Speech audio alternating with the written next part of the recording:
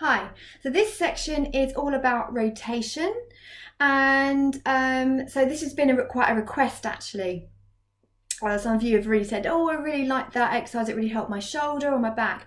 And you might find this actually with a lot of movement, a lot of exercises, that we focus on one thing, but actually it helps another, because remember, everything is connected in some way or another.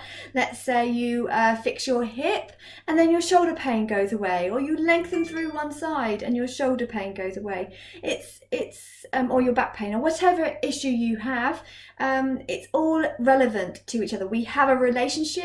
Our body, our segments of our body are, they have a relationship to one another, and that's very important. So grab yourself a chair. This is a seated exercise. It's seated arcing with rotation, and let's begin.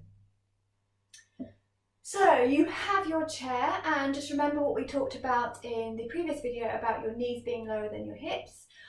This is important because it gives you the space and a natural length in your body, rather than you trying to force that length, which might be quite uncomfortable. And also, yeah, if you feel like you are a little bit lower, then maybe get some cushions, or you could even do this on a stool. It doesn't have to be a chair with a back. You could do this on a stool if you have something like that as well. Just find something that has a good height. If you are a little bit, you feel like you still haven't found the right chair for you, then lengthen your legs for this as well, which also give you more space in the hip as well if you can't find the right chair height. Okay, so let's do this. So this is rotation. First of all, it's always important to do your head test, your test with your body to see how you felt, okay? So for example, let's turn our head, and you might notice that feels quite restricting, okay? I mean, like we talked about in the workshop, we're not owls, so we're not going to have this huge range of movement. You're not going to be able to move your head to a certain extent, but there is a way of being able to get further range without compromising the rest of your body. So we've done our head test, okay? Now this is quite important.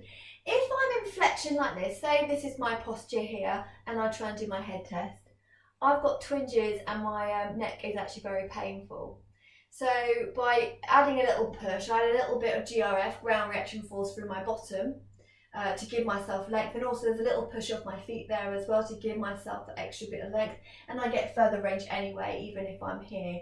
So if you feel like you're a bit slumped and you're thinking, oh, my head is really, then you aren't going to get the range, because everything's running into itself and nothing's balanced on top. Right, let's do our movement. So if I'm going to look to my left, I'm going to do a push with my right. So I'm going to push with my right and look to my left. Okay, so your body is moving with you, so nothing's fighting against you, and then come back. Then you can push with your left and look over your right. So how are you going to put this in place? If you're at work and someone's going to talk to you, or you think you're going to turn around and talk to someone rather, then you would push with your push, yeah, there, and push there. Okay, even if you were sitting, okay, got your traction there, your lengthen back, you've got your long, again, you've got your feet grounded, hopefully, again, you can do a push. To be honest with you, it's whatever's in contact with the ground, or a surface rather. So again, if I haven't got much ground with my feet, so what I'm doing here, I'm actually using my bottom to get my rotation.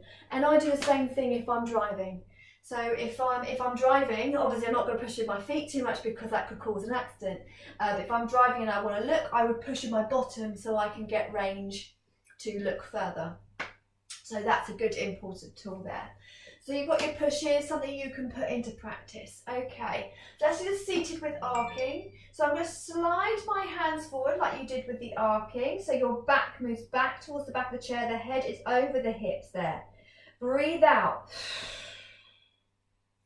Okay, then I'm going to push with my opposite foot to the way I'm going to rotate. So I'm going to push with my right to move to my left, and I'm going to slide my left hand back, and then we'll do it again, down and back. Exhale, inhale.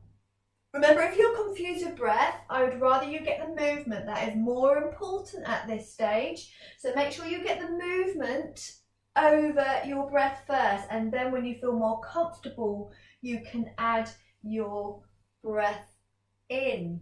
Now, obviously you can see how I'm getting movement here. This down up is quite important. If I don't add my down up, this is what it looks like. I'm still restricted. So again, you're using gravity. You're using an up phase and a down phase, and there's that, again, that negative and positive reaction. Again, you know, every action has an equal negative, positive reaction. So again, you're using that push off to get your extension. So again, I'm going down and rotate, down and rotate. You can hold it if you like as well, if you like that. Okay, and then settle. And you might want to do a little arc to finish, whatever your version you preferred. There was that one for the chest, or there was the hands onto the knees, taking it back. Exhale, pushing with the bottom to come forward to look between your legs. Push your hands into your legs, breathe in and settle. Yeah, just so you settle back into a neutral position. Thank you for watching.